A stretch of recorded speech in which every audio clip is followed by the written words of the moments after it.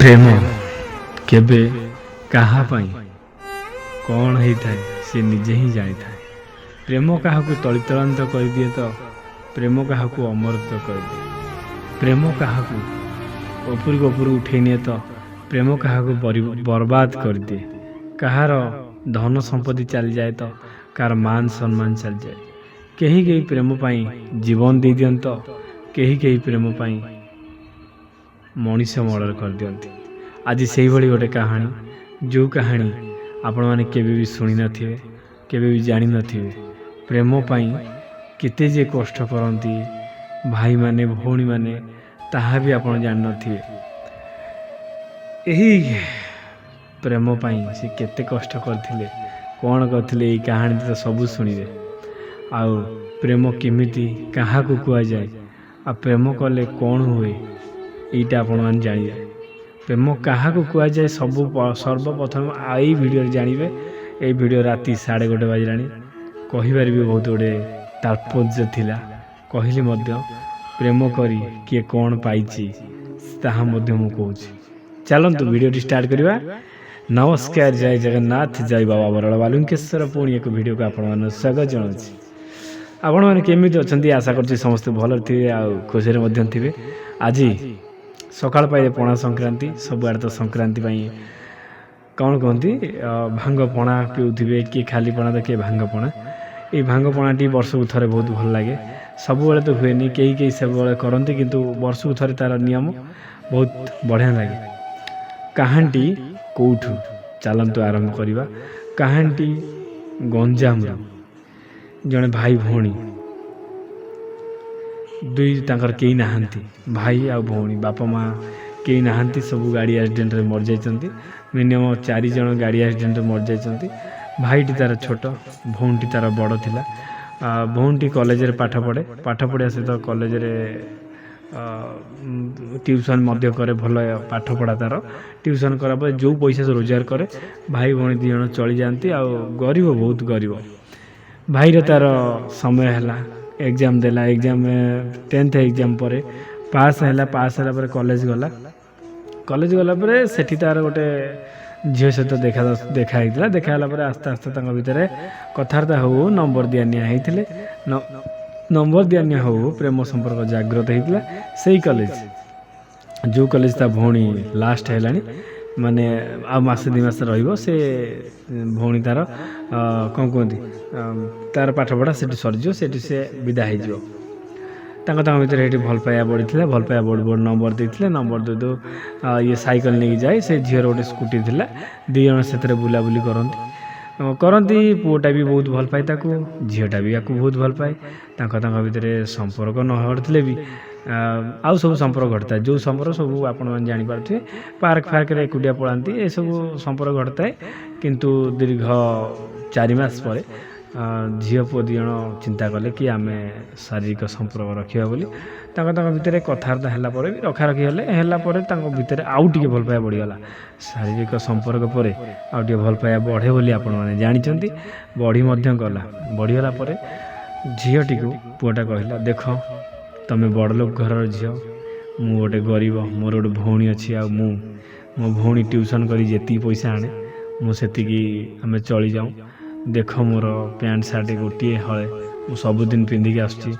ଜୋତା ଦେଖ ଛିଡ଼ି ଯାଇଥିଲା, ମୁଁ ସିଲେଇ କରି ପିନ୍ଧୁଛି। ତମେ ଏଇଠି ଜାଣିପାରୁଥିବ ମୁଁ କେତେ ଗରିବ। ଝିଅଟି ମନ ବି ଭାରି ଦୁଃଖ ହୋଇଥିଲା। କହିଲା, ନାଇଁ ତମେ ଟେନସନ୍ ନିଅନି, ମୁଁ ତମ ଦାୟିତ୍ୱ ମୁଁ ନେବି। ଆଉ ପ୍ରତି ସପ୍ତାହକୁ ତାକୁ 1000 ଟଙ୍କା ଦିଏ ଖର୍ଚ୍ଚ କରିବାକୁ। ଆଉ ଧାନ ଚାଉଳ ଫଳ ସଉଦା ଫଉଦା ସବୁ ଯାଇକି ଝିଅଟା ଦେଇ ଆସେ ସ୍କୁଟିରେ ନେଇକି। ବହୁତ ଭଲ ଥିଲା। ସେ ଭଉଣୀଟା ବି ଜାଣିଥିଲା। ଜାଣିଲା ପରେ ସେ ଝିଅଟାକୁ ବି ବୁଝେଇଥିଲା, ଦେଖ ଆମେ ଗରିବ ଘରର ଭାଇ ଭଉଣୀ 2 ଜଣ, ଆମର କେହି ନାହାନ୍ତି। ଗାଡ଼ି ଆକ୍ସିଡେଣ୍ଟରେ ବାପା ମା 2 ଜଣ ଚାଲିଯାଇଛନ୍ତି। ସାଙ୍ଗରେ ମୋ ଜେଜେମା ବି ଚାଲିଗଲେ ସେ ଗାଡ଼ି ଆକ୍ସିଡେଣ୍ଟରେ। ଆମର କେହି ନାହାନ୍ତି। ତମ ଘର ଲୋକ ଜମା ଆମକୁ ରାଜି ହେବେ ନାହିଁ। ତୁମକୁ ଏତିକି ରିକ୍ୱେଷ୍ଟ, ତୁମେ ମୋ ଭାଇକି ଭୁଲିଯାଅ ଭଉଣୀ। ଯେ ନ ଭୁଲିବ, ମୋ ଭାଇଟି କେତେ ହଳ ବିକଳ ହେଇକି ମରିଯିବ। କହିଲା, ନାଇଁ ଏ ଦୁନିଆ ମାନେ ଭାଙ୍ଗିରୁଛି, ଚୁରମାର ହେଇଗଲେ ମାନେ ଆକାଶ ଛିଡ଼ି ପଡ଼ିବ, ଯାହା ବି ହଉ କହିଥିଲା। ଆକାଶ ଛିଡ଼ି ପଡ଼ିବ, ପାତାଳ ଫାଟିଗଲି, ମୁଁ ତମ ଭାଇ କତିରେ ଥିବି, ସବୁଦିନ ପାଇଁ ରହିଥିବି। ଏତିକି ବିଶ୍ୱାସ ଦେଲା ପରେ ଝିଅଟି ବି ଭାବିଲା ହଁ ଗରିବ ପୁଅ କ'ଣ ବଡ଼ ଲୋକ ଝିଅ ବାହା ହେଉନାହାନ୍ତି, ଏଇସବୁ ମାଇଣ୍ଡରେ ପୁରେଇକି ସେଥିରେ ସେ ହଁ ହଁ ମାରିଥିଲା। ମାରିଲା ପରେ ତାଙ୍କ ଭିତରେ ଭଲ ପାଇବା ହେଇଥିଲା। ହେଲା ଭିତରେ ଦୀର୍ଘ ବର୍ଷେ ଖଣ୍ଡେ ହେଇଯାଇଛି ଭଲ ପାଇବା। ହେଇଗଲା ପରେ ତାର ପାଠପଢ଼ା ସେ ଝିଅଟିର ସରିଗଲା। ତା ବାପା ମା ତା ପାଇଁ ଗୋଟେ ଜାଗାରେ ବାହା ଠିକ୍ କଲେ। ଠିକ୍ ଯେତେବେଳେ କଲେ ଇଏ ପୁଅଟିକୁ ସେ ଆଉ କିଛି ଜଣେଇଲା ନାହିଁ। ତାଙ୍କର ସେଠି ଫାଇନାଲ୍ ଖିଆ ହେଇଗଲା, ସବୁ ହେଇଗଲା ପରେ ସେ ପୁଅଟି ଅନ୍ୟ କଥାରୁ ଶୁଣିଲା କି ସେ 7-8 ଦିନ ହେବ ମିନିମମ୍ କଲ୍ ଜମା କରୁନାହିଁ। କାହିଁକି କରୁନାହିଁ, କ'ଣ ପାଇଁ କରୁନାହିଁ, ସେ ଶୁଣିଲା କି ତା'ର ନିର୍ବନ୍ଧ ସବୁ ସରିସାରିଲାଣି। ଆଉ ଏ ଦୌଡ଼ିକି ଗଲା ତାଙ୍କ ଘରକୁ ସାଇକେଲ ନେଇକି। ସେ ଝିଅକୁ ଦେଖିବାକୁ ଗଲା, ତା ମାଆକୁ ଦେଖିଲା। ତା ମାଆ କହିଲା, ଆଉ ସେ ଝିଅର ନାଁକୁ ପଚାରିଲା, କହିଲା ସେ ଝିଅ ତମ ଝିଅ ନାହାନ୍ତି କି, ମୁଁ ଟିକେ କଥା ହେଇଥାନ୍ତି। କହିଲା ନାଇଁ ସେ ବନ୍ଧୁ ଘରୁ ଯାଇଛି, ତମେ କିଏ ସେ? କହିଲା ମୋ ନାଁ କିଛି କହିନାହାନ୍ତି। କହିଲା ନା କିଛି କହିନାହାନ୍ତି। ତା ମାଆଟା ବି ଭଲ ଲୋକଟା ଥିଲା, ସେ ଝିଅର ମାଆ। କହିଲା ପୁଅ କହୁନା ତମେ କିଏ? ସେଇଠୁ ସେ କାନ୍ଦି କହିଲା ମୁଁ ଗୋଟେ ଗରିବ ଘର, ଆଉ ଘର ଦ୍ୱାର ଅଛି ସତ କିନ୍ତୁ ଆମ ପାଖରେ ରୋଜଗାର ନାହିଁ। ବାପା ମା ମୋ ଜେଜେମା ଗୋଟେ ଗାଡ଼ି ଆକ୍ସିଡେଣ୍ଟରେ ଚାଲିଗଲେ। ଆମେ ଭାଇ ଭଉଣୀ 2 ଜଣ ବହୁତ କଷ୍ଟ କରି ମୋ ଭଉଣୀ ଯେଉଁ ଟ୍ୟୁସନ୍ କରାଏ ମୁଁ ସେଇଥିରେ ଆମେ ଚଳଉ। ମୁଁ ସେଇଥିରେ ମୋବାଇଲ୍ ଧରେ, ରିଚାର୍ଜ କରେ। ମୋ ଅଳି ଅର୍ଦଳି ମୋ ଭଉଣୀ ସବୁ ମା ଭାବି ବାପା ମା ମୋର ହେଇ ସେ ମୋ ଅଳି ଅର୍ଦଳି ସବୁ ସହିଛି। ଆଉ ମୋ ଭଉଣୀ ବି ତାକୁ ମନା କରିଛି, ତୁମେ ବଡ଼ ଘର ଛୁଆ, ତୁମେ ଜମା ଇଏ କରିବନି, ନହେଲେ ଆମ ଭାଇଟା ବିଷ ଖାଇ ମରିଯିବ। ଏମିତି କହିଲା ପରେ ତା ମାଆ କହିଲା ତୁମେ ପଳା, ମୁଁ କଥା ହେଇକି ତୁମକୁ ଜଣେଇବି। ନିର୍ବନ୍ଧ ହେଲା ପରେ ବାହାଘର ତାଙ୍କ ନା ନିର୍ବନ୍ଧ ନୁହଁ, ଭୁଲ ହେଇଗଲା, ନିର୍ବନ୍ଧ ନୁହଁ, ତାଙ୍କର ଯେଉଁ ଫାଇନାଲ୍ ଖିଆ ହେଇଯାଇଥିଲା। ଫାଇନାଲ୍ ଖିଆରେ ବାହାଘର ମାସେ ପୁରା ଘୁଞ୍ଚେଇ ଦେଇଥିଲେ। ମାସେ ପରେ ବାହାଘର ହେବ। ଆଉ ଝିଅକୁ ନେଇକି ଅଲଗା ଜାଗାରେ ରଖିଦେଲେ। ଆଉ ମାଆ ଜାଣି ଶୁଣିକି କହିଲା କିଛି ଗୋଟେ କାଣ୍ଡ କରିବା ପୂର୍ବରୁ ସେ ପୁଅ ମୁଁ ମୋ ଝିଅକୁ ନେଇକି ଅଲଗା ସେଫ୍ ଜାଗାରେ ରଖିଦେବି। ଝିଅକୁ ନେଇକି ଅଲଗା ସେଫ୍ ଜାଗାରେ ରଖିଦେଲା ପରେ ଇଏ ଆଉ ଫୋନ୍ ପାଇଲାନି, କିଛି ପାଇଲାନି। ତାଙ୍କ ଘର ଲୋକଙ୍କୁ କତିକି ଗଲା ଆଉ ତାଙ୍କ ପଚାରି ବୁଝିଲା ସାଙ୍ଗସାଥି କତରୁ, ସେ ଘରେ ନାହିଁ। ପୁରା ପାଗଳ ହେଇଗଲା ପୁଅଟା। ପାଗଳ ହେଇଗଲା ପରେ ମାନସିକ ଯାଇକି କଲା। ପ୍ରଥମ ମାନସିକ କଲା ତାଙ୍କର ସେଠି କେଉଁ ଠାକୁର ଅଛନ୍ତି, ବଣରେ କେଉଁ ଠାକୁର ଅଛନ୍ତି ସେଠି ମାନସିକ କଲା। ମାନସିକ କଲା ଭିତରେ କୁକୁଡ଼ା ବଳି ଦେଲା, ବୋଦା ବଳି ଦେଲା, ବହୁତ ବଳି ଦେଲା, କିଛି କୁଆଡ଼େ ହେଲା ନାହିଁ। ବୋଦା ବଳିଟା କେମିତି ଦେଲା ନା ଲୋକଙ୍କ ତ କିଣିପାରିବନି, ପଇସା ଏତେ ନାହିଁ, କୁକୁଡ଼ା ବଳିଟେ ଦେଇଦେଇଥିଲା। ହଁ, ବୋଦା ବଳି ପାଇଁ ପଇସା ନଥିଲା।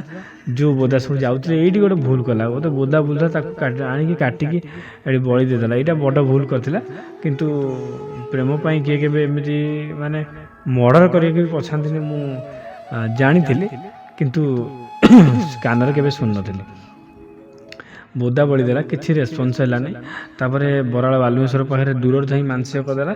ସେ କହିଲେ 2100 ଟଙ୍କା। କହିଲା ଭାଇ ମୋ ପାଖରେ ପଇସା ନାହିଁ, 500 ଟଙ୍କା ପଠାଉଛି କରିଦିଅ। 500 ଟଙ୍କା ସେ ପଠାଇଦେଲା। କ'ଣ କଲେ କ'ଣ ନାହିଁ ମୁଁ କହିପାରିବି ନାହିଁ। ତାପରେ ସିଧା ତା ପାଖରେ ହାତରେ ଆଉ ସମୟ ନାହିଁ, ମିନିମମ୍ ମାସେ ସମୟ। କ'ଣ କରିବ କ'ଣ ନାହିଁ, ମୁଣ୍ଡ ତାର ପୁରା ଖରାପ। ତା ଭଉଣୀ ଜଣେଇଲା, ତା ଭଉଣୀ ଜଣିଲା, ତା ଭଉଣୀ ଖାଲି ଭୋବ ହୋଇ କାନ୍ଦିଲା। ଆଉ ରୋଷେଇ ବସା ତାଙ୍କର ହେଲାନି, ସେମିତି ଉପାସ ଶୋଇଲେ। ସକାଳ ପାଇଲା, ତା ଭଉଣୀ ତାଙ୍କ ଘରକୁ ଗଲା ପରେ ତା ମାଆକୁ ଏସବୁ ବୁଝେଇକି କହିଲା, ଦେଖ ମୁଁ କହିଛି ଆଗରୁ ମୋ ଭାଇଟା ଭାରି ଭୋଲା ଛୋଟ ଛୁଆଟା। ଆଉ ମୁଁ ଯେତେ ମାନେ ସେ ଯେତେ ବଡ଼ ହେଲେ ବି ଭଉଣୀ ଆଗରେ ବାପା ମା ଆଗରେ ସେ ଛୋଟ ଛୁଆଟା। ମୁଁ କହିଛି ସେ ଭାରି ନିରୀହ ପିଲାଟା, ଯଦି ଭଲ ପାଇବ ପୁରା ଜୀବନ ଦେଇକି ଭଲ ପାଅ, ବାହା ହୁଅ, ନହେଲେ ନାହିଁ। ସେ ସେମିତି କହିଲେ ହଁ ମୁଁ ବାହା ହେବି କି କ'ଣ, ଏତିକି କହିଲା ପରେ ଦେଖ ପୁଅଟି ଜଣେ ତାକୁ ଗୋଟେ ଗୁଣିଆ ପାଖକୁ ଗଲା। ପୁଅଟି କହିଲା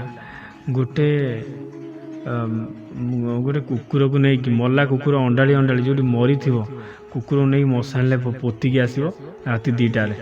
ପୋତିକି ଆସିବ, ତାର କିଛି ସ୍ମୃତି ଯଦି ଅଛି ସେ କୁକୁର ସହିତ ତାକୁ ପୋତି ଦେବ। ସେ ସ୍ମୃତିକି ପୋତି ଦେଲେ କ'ଣ ହେବ ନା, ପୋତି ଦେଲା ପରେ ଏଇ ଯେଉଁ ଔଷଧଟା ନିଅ ତୁମେ ଖାଇବ, ନିଜ ଉପରେ ଛିଞ୍ଚେଇ ପଡ଼ିବ।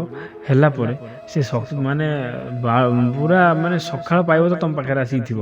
ଆଉ ଖର୍ଚ୍ଚ ହେବ ଏଥିରେ 4000 ଟଙ୍କା। ସେ ତାର ମୋବାଇଲଟା ବିକିକି ସେ 4000 ଟଙ୍କା ଖର୍ଚ୍ଚ କରିକି ସେଠି ଆସିଥିଲା। ଯାହା କହିଥିଲା ମଶାଣିରେ ଯାଇକି ଭୂତ ବେତକୁ ସାହସ କରି ଭୂତ ବେତକୁ ନ ଡରି ଯାଇକି ସେସବୁ କାମ କରିକି ତାର ଗୋଟେ ଟି-ସାର୍ଟଟେ ଥିଲା ସେ ଝିଅର, ମାନେ ଗୋଟେ ଏଇ ବାନିଆନ ଭଳିଆ ଥିଲା। ସେଠି ସେ ପୋତି ପୁତା ଦେଇ ଆଇଲା ପରେ କିଛି ବି ରେସ୍ପନ୍ସ ହେଲାନି। ଯେତେବେଳେ ମୋତେ ଫୋନ୍ କଲା ତା 5 ଦିନ ଛାଡ଼ି, କହିଲା ଭାଇ ବିଷ ଖାଇକି ମରିଯିବି, ନହେଲେ ତୁମେ ଯଦି ମୋତେ ଉଦ୍ଧାର ନ କରିବ, ଡାଇରେକ୍ଟ ଭାଇ ତୁମକୁ କହୁଛି ମୋତେ ଉଦ୍ଧାର କର, ବଞ୍ଚାଅ। ମୋ ମାନେ ତା ସେଇ ଝିଅ ନା କହିଲା ମୋତେ ତାକୁ ଆଣିକି ଫେରାଇ ଦିଅ, ନହେଲେ ମୁଁ ଆଉ ଏ ଦୁନିଆରେ ମୁହଁ ଦେଖେଇବି ନାହିଁ। ଏ ଭିଡ଼ିଓ ଦେଖିକି ଫୋନ୍ କଲା, ଦେଖେଇବି ନାହିଁ। ଆଉ ମୋ ଭଉଣୀଟି ଏକା ହେଇଯିବ ସବୁଦିନ ପାଇଁ, ମୁଁ ଏ ଦୁନିଆ ଛାଡ଼ିକି ପଳାଇବି। ତାର କହିଲି ଭାଇ କ'ଣ ହେଇଛି ତ କୁହ ଆଗେ, ଏତେ ଆଉ ମାନେ ଅସ୍ତବ୍ୟସ୍ତ ନ ହେଇକି କୁହ। ତାପରେ ମୁଁ ଯେଉଁ କାହାଣୀ କହିଲି, ଏଥିରେ ବହୁତ ଗୁଡ଼ିଏ କାହାଣୀ ଥିଲା। ମୁଁ ହାଲକା ଫୁଲକା ପରେ ଆସ୍ତେ ଆସ୍ତେ ଅଳ୍ପ ଅଳ୍ପ କରିକି କହିଦେଲି। ବହୁତ ଗୁଡ଼ିଏ ବର୍ଷକର କାହାଣୀ ଭିତରେ ବହୁତ ଗୁଡ଼ିଏ କାହାଣୀ ଥିଲା। ହଁ, ତାଙ୍କ ଭିତରେ ସମ୍ପର୍କ ହେଇନଥିଲା, କିନ୍ତୁ ଭଲ ପାଇବାଟା ବହୁତ ବଢ଼ିଯାଇଥିଲା ପୁଅର। ଏତେ ବଢ଼ିଯାଇଥିଲା ଯେ ପୁରା ପାଗଳ ହେଇଯାଉଥାଏ ତା ପାଇଁ। ସେ ମୋତେ ଯେତେବେଳେ କହିଲା ଖାଲି କାନ୍ଦୁଣି ମାନ୍ଦୁଣି କହିଲା, ଭାଇ ଆଉ ମୋତେ ଯଦି ତୁମେ ରକ୍ଷା ନ କରିବ କିଏ କରିବ, ଆଉ ତୁମେ ମୋର ଶେଷ ଆଶା, ନହେଲେ ମୁଁ ବିଷ ବୋତଲ ଅଲରେଡ଼ି କିଣିକି ଆଣି ରଖିଛି। ତୁମକୁ ମୁଁ ସମୟ ଦେଲି ଭାଇ 8 ଦିନ, 8 ଦିନ ସମୟ ଦେଲି। ଯଦି 8 ଦିନ ଭିତରେ ଭାଇ ନ ହେବ ତାହେଲେ ମୁଁ ଜୀବନ ହାରିଦେବି। ସତ କହୁଛି, ମୁଁ ତୁମକୁ ଭିଡ଼ିଓ କଲ୍ କରି ଜୀବନ ହାରିଦେବି। ମୁଁ ବି ଟିକେ ଡରିବନି। ଆରେ ମୋତେ ଭିଡ଼ିଓ କଲ୍ କରି ଜୀବନ ହାରିବ, ପୋଲିସ ଚେକ୍ କରିବେ, କ'ଣ କରିବେ ମୋରି ନମ୍ବରଟା ଉପରେ ବାହାରିବ, ମୁଁ ଭାଇ ବନ୍ଧା ପଡ଼ିବି। ଯେଉଁଠି ବି ଥାଏ ମୁଁ ଆଗ ବନ୍ଧା ହେମି, ତାପରେ ଯାହା ହେବ। ମୁଁ କହିଲି ଭାଇ ତୁମେ ଏମିତି କିଛି କର ନାହିଁ, ଯଦି କରିବ ତୁମ ତ ଜୀବନ ଯିବ, ସାଙ୍ଗରେ ମୁଁ ବି ଥାନାକୁ ନେବି। କ'ଣ ହେଇଛି କୁହ, ସେଇ ହିସାବରେ କରିବା। ସେ ସବୁ କହିଥିଲେ ସେ ଭାଇ। କହିବା ଭିତରେ ମୁଁ ତାର ସତ କଥା କହିବାକୁ ଗଲେ, ଥରକର ମାନେ ପୂଜା ଆରମ୍ଭ ହେଇଛି। ଗୋଟିଏ ପୂଜା ଆରମ୍ଭ ହେଇଛି, ଗୋଟିଏ ପୂଜା ଆରମ୍ଭ ହେଇଛି ସୋମବାର। ଫେର ଆଉ ଗୋଟେ ପୂଜା ଆରମ୍ଭ ହେଇଛି 7, 7, 14 ଆରମ୍ଭ ହେଇକି ଲାଷ୍ଟ 12 ଦିନ, ଟୋଟାଲ ପ୍ରଥମରୁ ଶେଷ 12 ଦିନ ଯାଏ। 12 ଦିନ ବେଳକୁ ତା ନିଜ ମା, ଝିଅର ମା ଆସିକି ପଚାରି ଆଙ୍କ ଘରେ ପହଞ୍ଚିଲା। ଯେତେବେଳେ ତା ଭଉଣୀ ସହିତ କଥା ହେଲା, କହିଲା ସେ ପୁଅ କୁଆଡ଼େ ଗଲା। କହିଲା ସେ ପୁଅ ତ ତାର ମଦ ଫଦ ପିଇକି କୁଆଡ଼େ ପଡ଼ିଛି, ତା ହିସାବ ନାହିଁ। ମୋ ମୁଣ୍ଡ ଖରାପ, ଖାଉନି ପିଉନି, ମୁଁ ଏଇଠି ଯେ ହସ୍ତ ଅବସ୍ଥ, ଆମର ଖିଆପିଆ କିଛି ଠିକ୍ ନାହିଁ।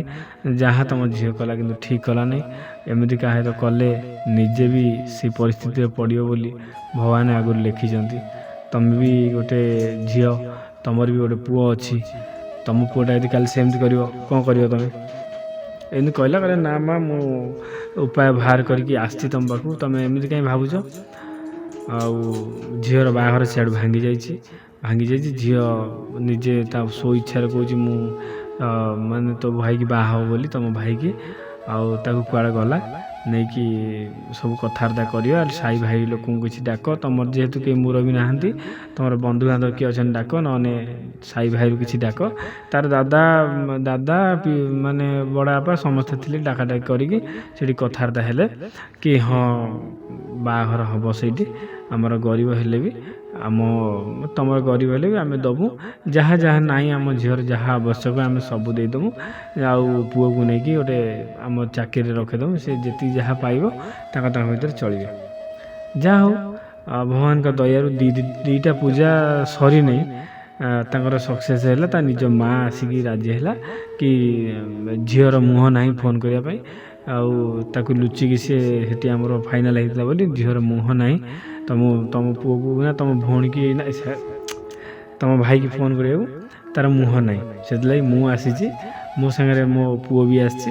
ପୁଅ ଗାଡ଼ିରେ କାର୍ରେ ଅଛି, ଆଉ କାଳେ କିଛି ଅପମାନ କରିବ, କ'ଣ କରିବ କି ପୁଅ କିଛି କ୍ଷତି କରିଥିବ, ସେଥିଲାଗି କାଳେ ବାଡ଼ାବାଡ଼ି କରିବେ, କ'ଣ କରିବେ। ମୋ ପୁଅ ଡରିକି ଓହ୍ଲଉନି।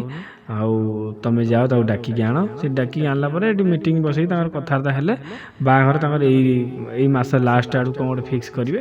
କିନ୍ତୁ ଯାହା ହଉ ସବୁ କିଛି ଠିକ୍ଠାକ୍ ହେଇଗଲା। ଏଇ ମାସ ଲାଷ୍ଟକୁ କ'ଣ ଲଗ୍ନ ଅଛି, ସେଇ ଲଗ୍ନରେ ମନ୍ଦିରରେ ବାହାଘର ହେବ। ବାହାଘର ହେଲା ପରେ ଯାହା ଯେତିକି ଜିନିଷ ଦରକାର ସେ ଭଉଣୀ ପାଇଁ, ତା ବାପା ମା ସମସ୍ତେ ସେସବୁ ଜିନିଷ ଦେଇଦେବେ। ଯାହା ହଉ, ବର୍ଷକର ଭଲ ପାଇବା ଭିତରେ ପୁଅଟା ଡହଳ ବିକଳ ହେଉଥିଲା, ଯେଉଁ ଏତେ ସାରା କଷ୍ଟ କରୁଥିଲା ତାକୁ ପାଇବା ପାଇଁ, ଅଖିଆ ପିଆ ମଦ ଗଞ୍ଜେଇ ଟାଣିକି ଏଠି ସେଠି ବୁଲୁଥିଲା, ପଡ଼ୁଥିଲା। ଠାକୁର ଦୟା ହେଲା, ସେସବୁ ଠିକ୍ଠାକ୍ ହେଇଗଲା। ଏମିତି ସମସ୍ତଙ୍କର ଠିକ୍ଠାକ୍ ହେଇଯାଉ। ଯେଉଁମାନଙ୍କର ଠିକ୍ଠାକ୍ ହେଇନି ଜମା ଅଧୈର୍ଯ୍ୟ ହେବନି। ଅଧୈର୍ଯ୍ୟ ହେଲେ କିଛି ହେବନି। ସବୁବେଳେ ପାଇଁ ଷ୍ଟ୍ରଙ୍ଗ ରୁହ। ଷ୍ଟ୍ରଙ୍ଗ ରହିଲେ ଦେଖିବ ସିଏ ତା ଆପେ ଆସିକି ପହଞ୍ଚିବ। ପୁଅଟା ଷ୍ଟ୍ରଙ୍ଗ ନଥିଲେ କ'ଣ ହେବ, ଝିଅଟା ପୁରା ଷ୍ଟ୍ରଙ୍ଗ ଥିଲା, ମାନେ ତା ବଡ଼ ଭଉଣୀ ପୁରା ଷ୍ଟ୍ରଙ୍ଗ ଥିଲା। ଆଜି ପାଇଁ ଭିଡ଼ିଓରେ ଏତିକି। ଭିଡ଼ିଓଟି ଭଲ ଲାଗିଥିଲା ଆପଣମାନେ କମେଣ୍ଟ ମାଧ୍ୟମରେ ମତାମତ ଜଣାଇବେ। ଜମା ଆଉ କିଛି ନ କହିଲେ କରନ୍ତୁ ନ କରନ୍ତୁ, ସେୟାର କରନ୍ତୁ ନ କରନ୍ତୁ, କମେଣ୍ଟ ମାଧ୍ୟମରେ ଟିକେ ମତାମତ ଜଣାଇବେ। କାହାଣୀଟି କେମିତି ହେଇଛି, ସେ ଭାଇ ଆଉ ଭଉଣୀ ଠିକ୍ କରିଛନ୍ତି କି ନାହିଁ। ରହିଲି। ଜୟ ଜଗନ୍ନାଥ, ଜୟ ବାବା ବରାଳ ବାଲୁଙ୍କେଶ୍ୱର।